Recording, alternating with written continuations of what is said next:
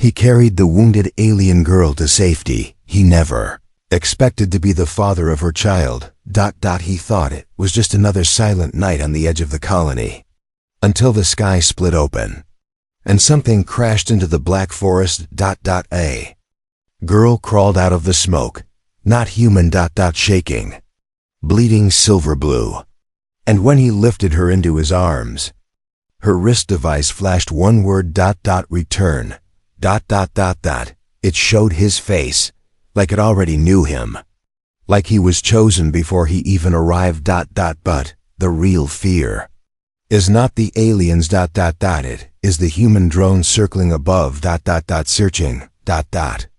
And the message she whispers into his ear.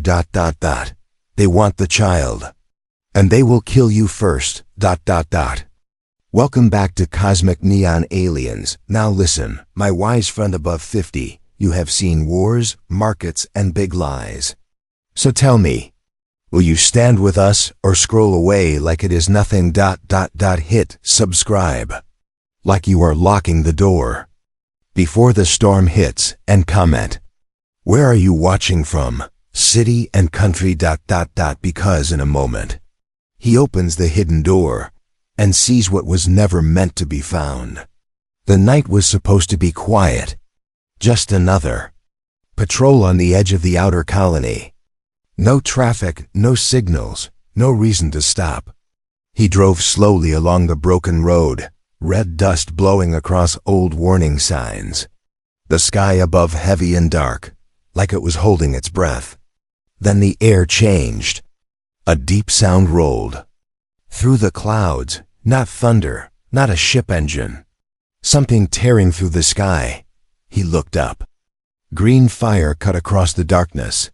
A burning object falling fast. Spinning, screaming, and then the ground shook. The crash hit the forest beyond the road. Trees snapped like dry bones. A wave of heat pushed against his chest. He stopped the vehicle, his heart beating hard. Every rule told him to turn back, but something pulled him forward.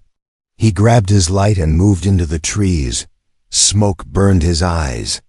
The smell of metal and fire filled the air. Rain began to fall. But it was not normal rain. It hissed when it touched the burning ground, rain of fire, rain of ash. Then he heard it. A weak sound, soft, broken, not quite human. He pushed through the smoke and saw the pod, half buried in the earth, split open like a wound, symbols glowing faintly on the metal beside it. Someone was moving, a girl. She was small, her suit torn and burned, blue-silver blood running from her side. Her skin shimmered under the firelight, not human, but close enough to feel familiar. She tried to stand, fell to her knees, and looked at him with wide eyes full of fear. He froze. This was no enemy soldier, no monster from stories. Just a wounded girl trying to breathe. Her wrist device flickered. Sparks jumping across the surface. A single word flashing again and again. Return. She reached toward him, her hand shaking, her voice barely a whisper. They are coming. Before he could ask who, the sky answered. A low hum filled the air, cold, sharp, searching. Lights moved above the trees. Red scanning beams cutting through. The smoke, drones, human drones. His chest tightened. Whatever crashed here, it was not meant to be found. The girl's fingers closed around his sleeve, surprisingly strong. They will kill you first. That was enough. He lifted her into his arms, her body light, fragile, her blood warm against his jacket. The wrist device reacted to him, glowing brighter, locking onto his presence like it recognized him. He ran, branches cut his face. Fire cracked behind him, the hum of drones growing louder. A red light passed over his back. A warning. Tones screamed in the night. He pushed harder. Breathing burning his lungs, the girl pressed against his chest. She whispered something in a language he did not know, but the fear was clear. Ahead, An old service tunnel appeared, half hidden by vines and ash. He reached the door, rusted, sealed, forgotten.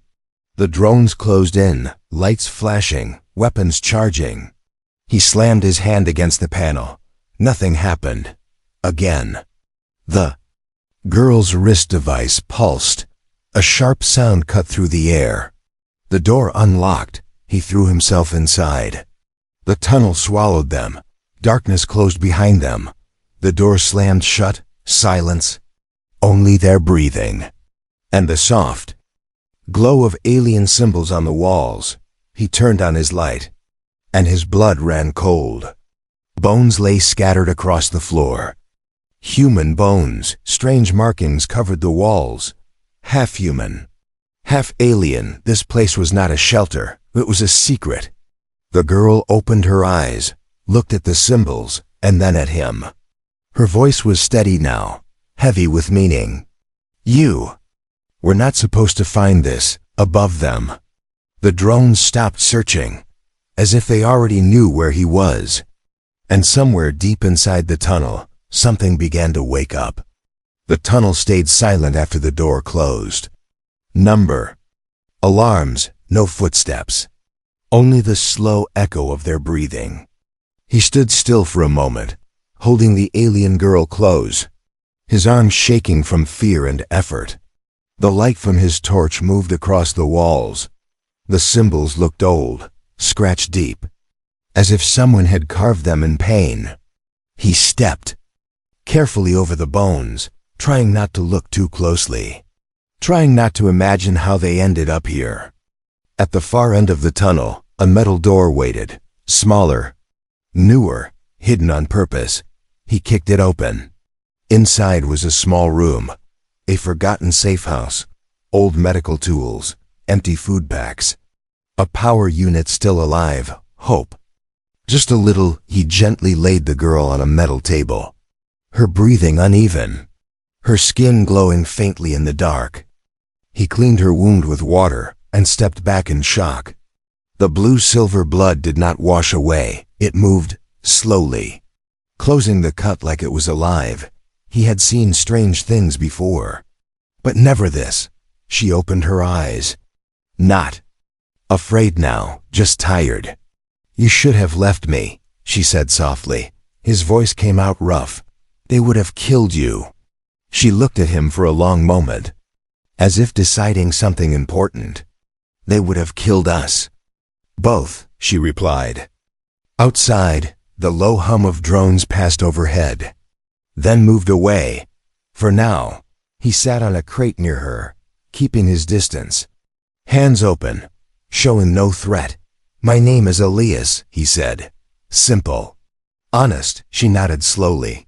I am Marie, she answered. My world is very far from this place. He believed her. The room shook slightly, not from engines, but from something heavy moving above. Irie closed her eyes, pain passing across her face. They are searching wider now, she said. They do not need to see me to find me. He frowned. Then why hide here? She lifted her wrist. The device flickered, weak but active. This place blocks long signals, she explained, but only for a short time.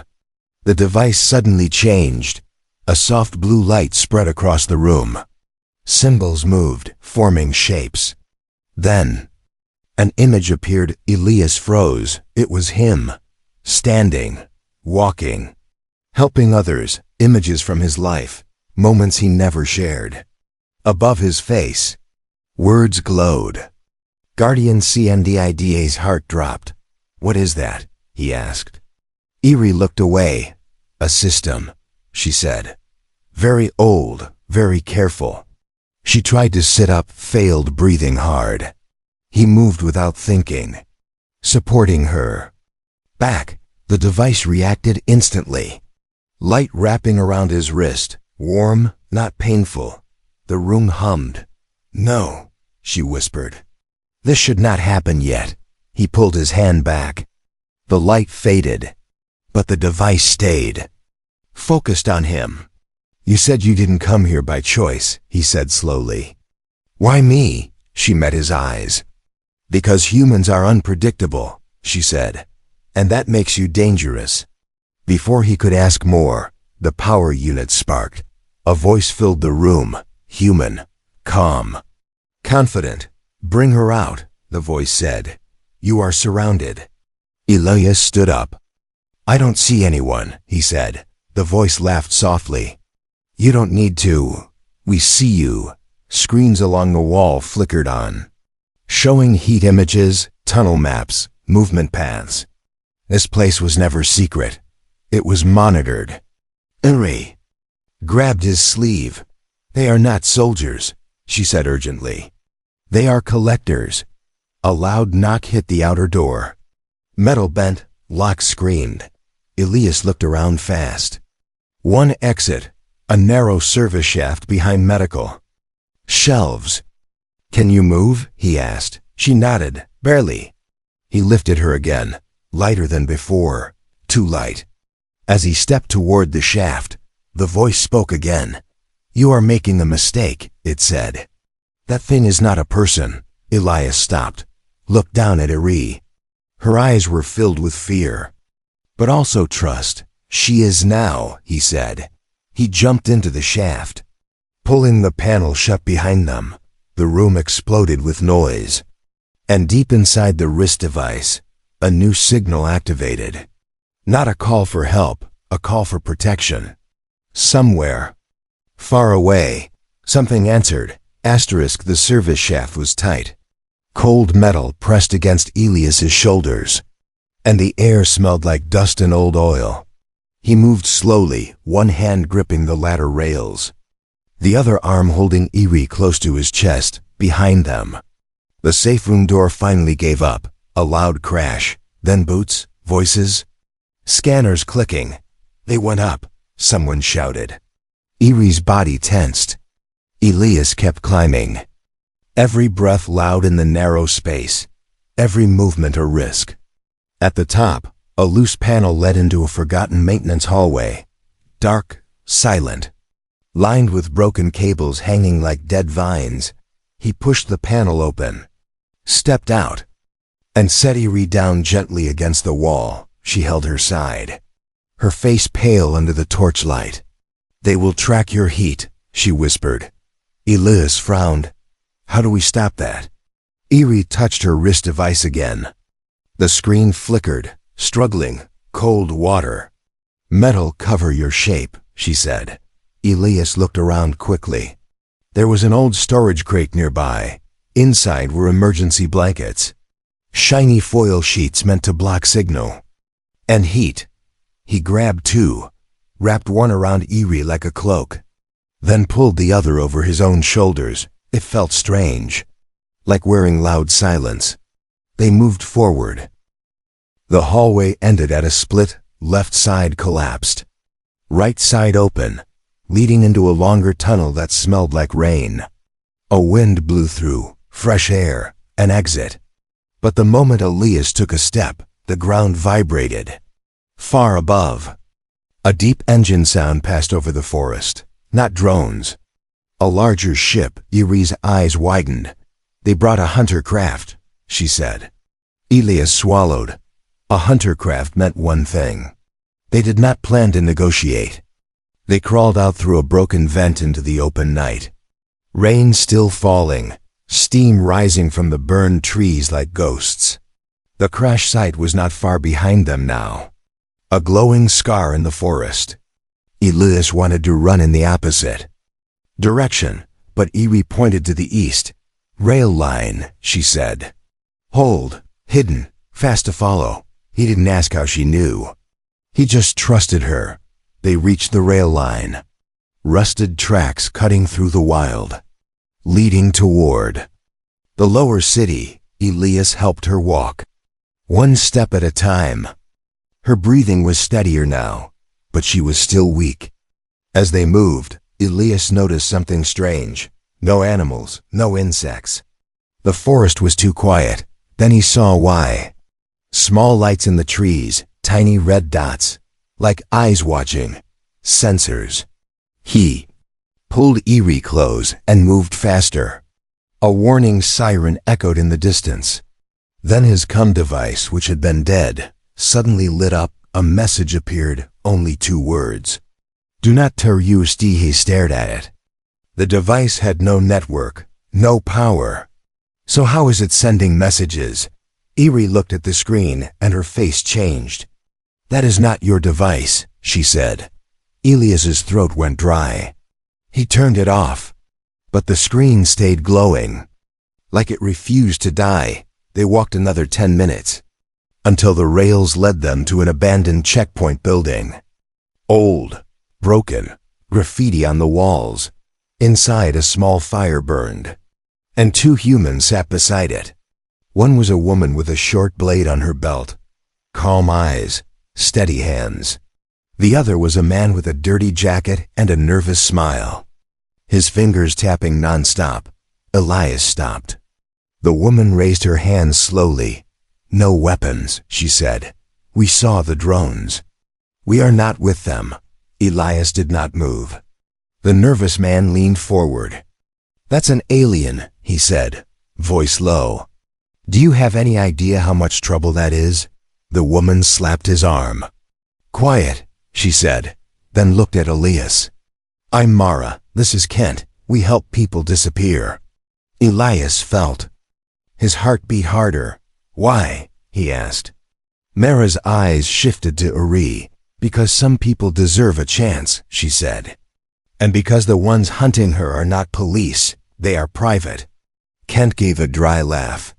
Private. Rich, powerful, call them what you want, he said. They buy lives like metal. Erie's eyes narrowed at Kent. You know who I am, she said softly. Kent's smile vanished. I know what you are, he replied. A royal target. Elias blinked. Royal? Mara's voice turned sharp. Don't say it loud, she warned. There are ears everywhere. Elias looked down at Eri. She did not deny it. Instead, she whispered, My people will come. If I can reach them. Mara nodded. There's a route, she said. An old cargo tunnel that leads to the port. We can get you off grid. Kent stood up, pacing. But not for free, he muttered. Elias's hand tightened. He was ready to walk away, but Mara raised a small device, a map projector. A simple route, clear steps. Elias made a choice. Fine, he said. We go now. They moved quickly, Mara led. Elias carried Eri again. Kent followed behind, looking over his shoulder too often. They entered a narrow tunnel under the checkpoint, air colder. Walls damp, for the first time that night. Elias started to believe they might escape. Then a beep echoed, small. Sharp, deadly. Kent froze, in his hand. A tiny beacon flashed red. Mara's eyes widened. Kent, she whispered. Kent's face broke. Like guilt cracked it open. I didn't mean, he started. The tunnel lights turned. On by themselves, a voice filled the space. Calm and pleased. Thank you for bringing her to us, it said. Elias felt his stomach drop. Above them, metal doors slammed shut. They were trapped. Asterisk, the tunnel doors hit like thunder. Metal crashing down at both ends, sealing them inside a long, narrow cage. Cold white lights flooded the passage. So bright it hurt Elias's eyes. For a second, everything stopped. Mara stepped forward, knife drawn, her voice low and sharp. Kent, what did you do? Kent's hands shook. The small red beacon still blinking in his palm like a guilty heart. I thought they would pay and leave, he said fast. They said no one would get hurt. The voice returned, smooth and calm, coming from hidden speakers. No one has to get hurt, it said. Give us the asset, and you may all walk away. Elias felt Erie's grip tighten around his neck. Her lips were close to his ear. Do not believe them, she whispered. They never let witnesses. Live. Mara backed toward Elias. eyes scanning the ceiling. "They're above us," she muttered. A panel opened overhead. A small drone dropped down, hovering, its lens turning like an eye. Then another, and another. Elias's heart slammed. Mara threw a metal bolt at one drone. It hit, sparks flying, but the drone stayed steady, scanning. Then a red light swept over Elias's body. The drone spoke in a flat machine tone. "Guardian candidate confirmed." Elias froze. "What?" he whispered. The drone's lens shifted to Eri. "Royal host confirmed." Mara's face went pale. Kent stepped back like he wanted to disappear into the wall. Eri tried to stand. Her knees failed. She fell forward. Elias caught her just in time. Her skin was cold now. Too cold. And her breathing sounded wrong. Thin and cracking. "Eri," he said, trying to keep his voice steady. "Stay with me." She shook her head slightly. "I cannot." "I am losing," she whispered. Mara moved fast, kneeling beside her. "We need a place to hide," she said. Now, Elias looked around. The tunnel walls were smooth metal and stone. But there was a maintenance hatch low to the ground, almost invisible. He kicked it open. Inside was a small side corridor, dark and narrow. They slipped in just as the drone surged forward. The hatch closed, silence again. But now it was the silence of hunted animals. They moved down the corridor until it opened into a tiny room. A storage cell full of old equipment. Elias set Eri down gently. Her eyes rolled back for a moment. Mara slapped Kent's shoulder hard. "Help," she hissed. "Or I leave you to them." Kent swallowed, nodding quickly. "I have a med scanner," he said. "I used to work salvage. I can read basic health signals." He pulled a handheld device from his bag, turned it on. The scanner beeped. A soft blue light passing over Eri's body. Elias watched the screen. Numbers, symbols, warning bars. Then the scanner stopped. It beeped again, faster, confused. Kent frowned.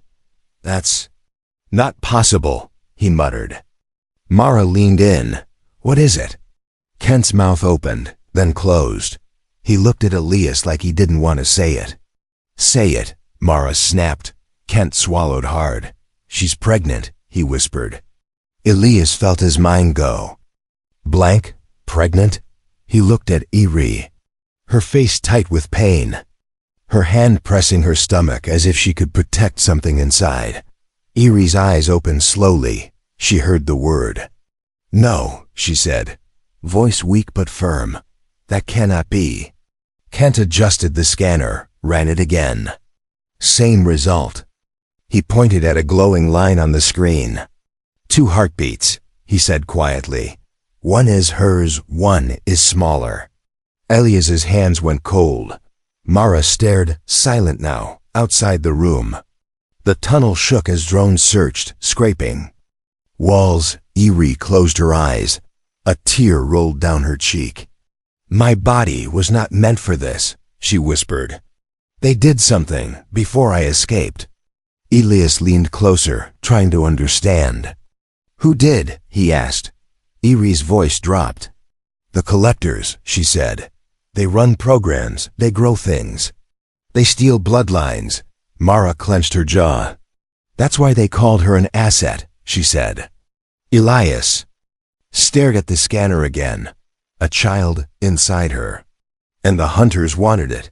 Eri's wrist device suddenly lit up, not weak now. Strong, bright. Alive, it projected a small symbol into the air. A circle. Then a line, then a human hand shape. Elias didn't understand.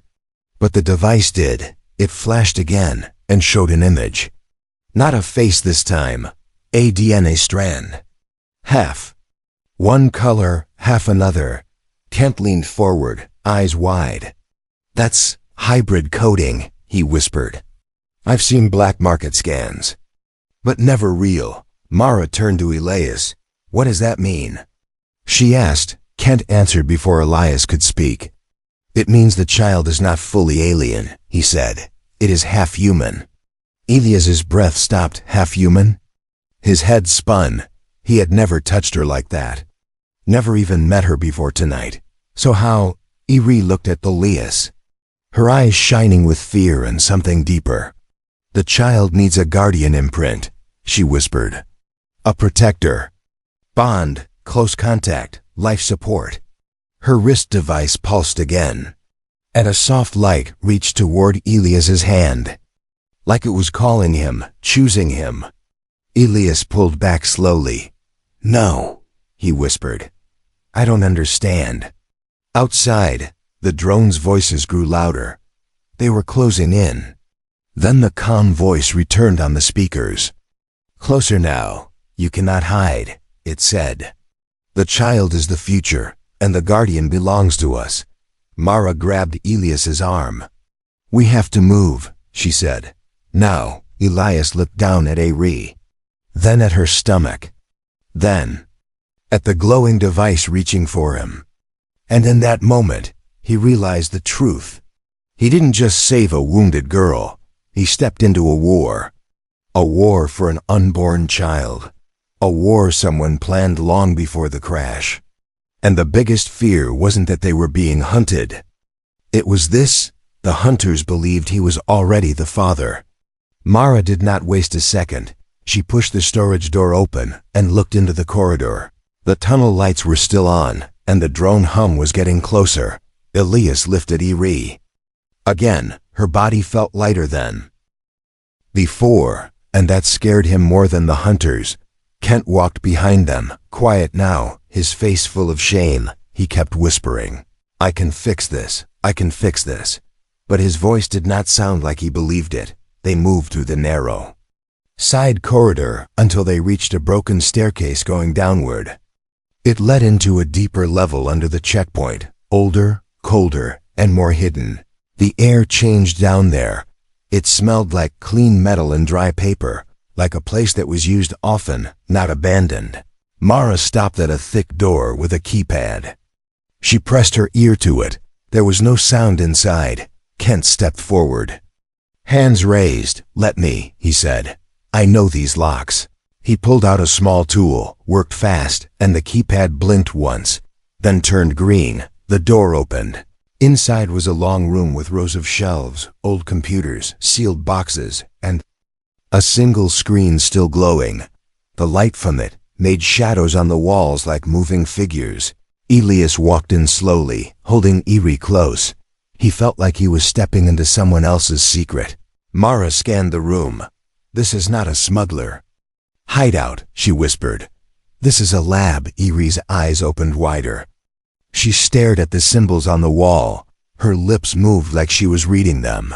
Then she whispered, human letters mixed with my people's marks. Kent went to the glowing screen. His hand shook. There are files, he said. Lots of them. Mara stood beside him, blade still ready. Open them, she ordered. Kent pressed a few keys. The screen changed and a list appeared. Elias read the titles and his stomach tightened. Hybrid Program Royal Host Selection Guardian Candidate. List Memory Adjustment Notes Bond Imprint Proto Salalis felt his throat go dry. He looked at Iri. They did this to you, he said. Iri nodded, tears shining in her eyes. They took me. They tested me. They wanted my bloodline, she whispered. They wanted the child. Mara clenched her jaw. They are building weapons that look like babies, she said, disgust in her voice. Kent opened the Guardian file. A new page appeared. Photos, names, locations, small reports. Then Elias saw his own face again, clear and sharp. Under it were notes written in simple lines like someone describing an object. High empathy, strong risk response, protective instincts, good physical endurance, low corruption risk. Elias stared, frozen. They watched me, he said. Mara looked at him hard. This wasn't random, she answered. They didn't just find you tonight. Kent swallowed. It gets worse, he said, and clicked another page. A short video file opened. It showed a hallway camera angle, a much younger Elias walking out of a clinic. He stopped to help an old man who fell. The clip ended. Elias stepped back, shocked. "That was years ago," he whispered. Erie's wrist device pulsed softly against his arm, like it agreed, like it remembered too. Mara pointed to another file. "Memory adjustment." She read.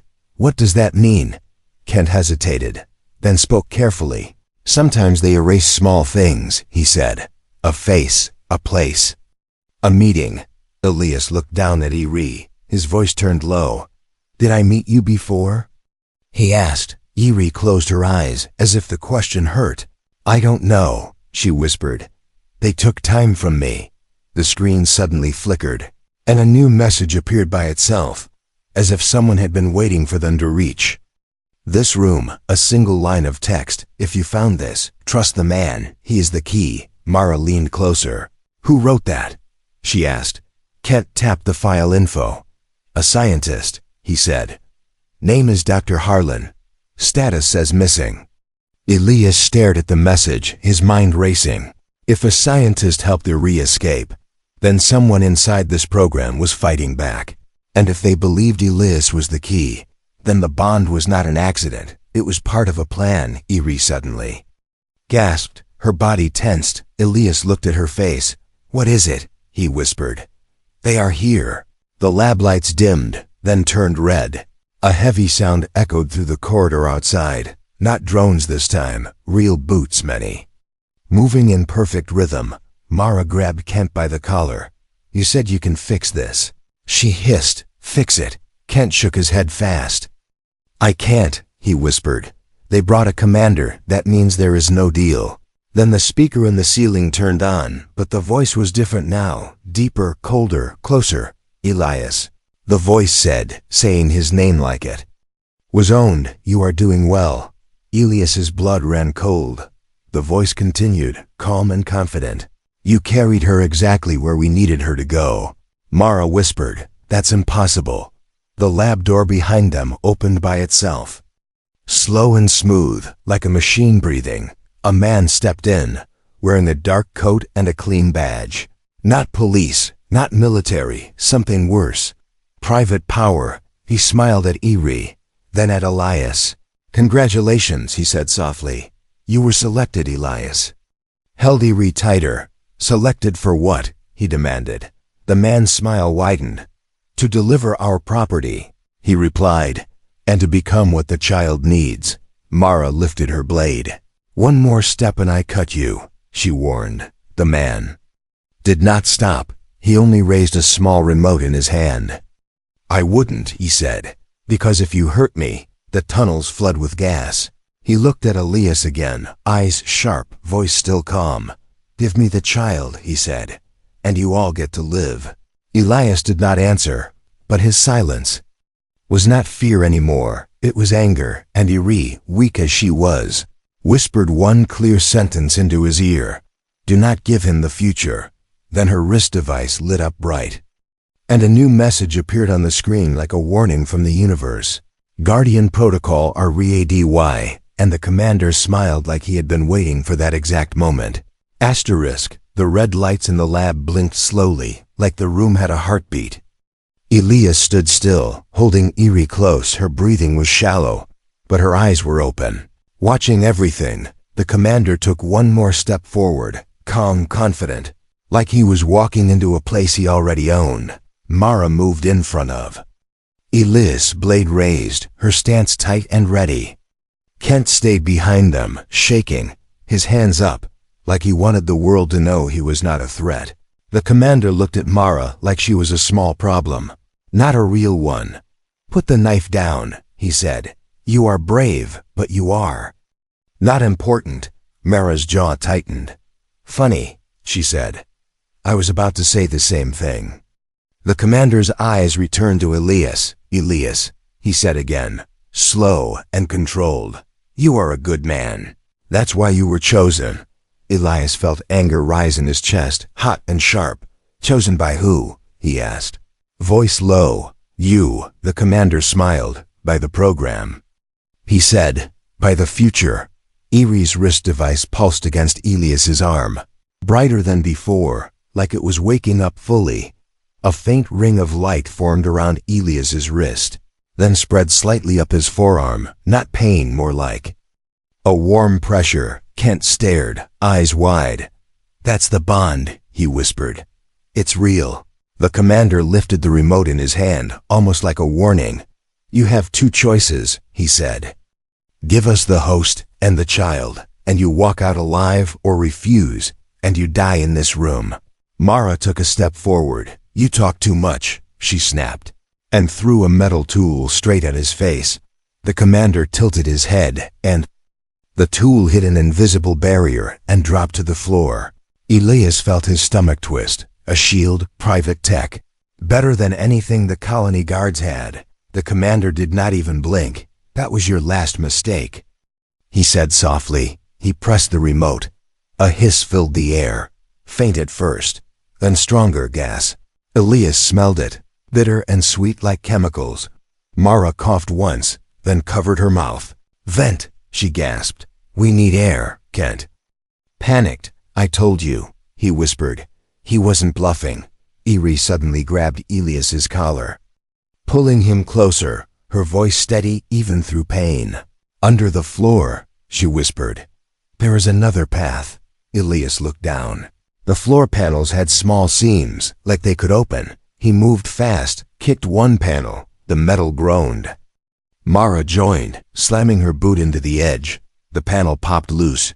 Cold air rushed up from below. Fresh and wet, Elias held his breath, lowered Erie first, then dropped down after her. Mara jumped next.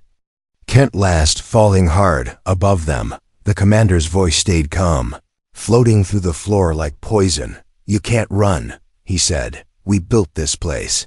The lower tunnel was narrow and dark, but it led away. They ran, coughing, eyes burning, feet slipping on wet stone. Behind them, metal doors opened. Heavy boots followed, faster than drones. Real people trained for capture. Mara looked back once. "They're coming," she said. Elias tightened his hold on Erie. Then, "We don't stop," he replied. The tunnel turned, then dropped down into an old transport shaft, rails on the ground, cables hanging from the ceiling. Kent pointed ahead. "There," he shouted. A lift platform. A small cargo lift stood at the end. Old but powered. Elias slapped the control. The lift lights blinked, then turned on. It started to rise slowly, too slowly. Boots thundered in the tunnel behind them. Mara turned and threw her last grenade, a small flash device, not lethal, just light. The tunnel exploded with white brightness. Screams followed. The lift rose. Still slow, still exposed.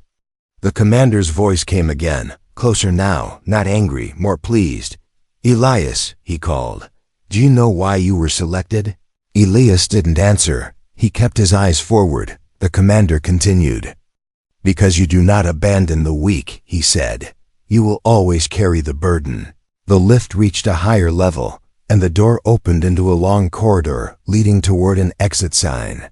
But the sign was old, cracked, almost a lie. They ran again, Erie's body shaking in Elias's arms. She whispered, "He wants the child to control both worlds."